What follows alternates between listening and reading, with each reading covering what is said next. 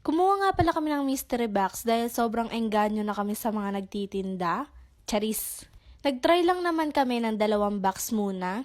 At i-open na nga natin para malaman natin ano ang mga nasa loob.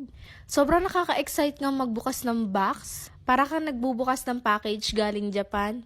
Charis. At pag-open nga namin ay sobrang daming laman. Iba-iba nga pala ang laman ng mga yan.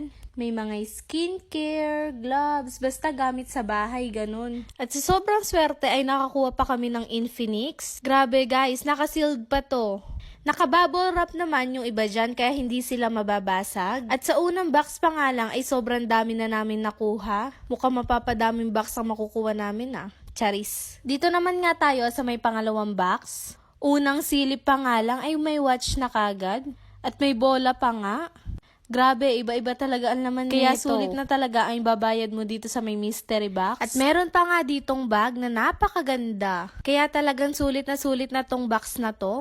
Kaya sure ako lahat ng pangangailangan mo ay nandito na. Charis.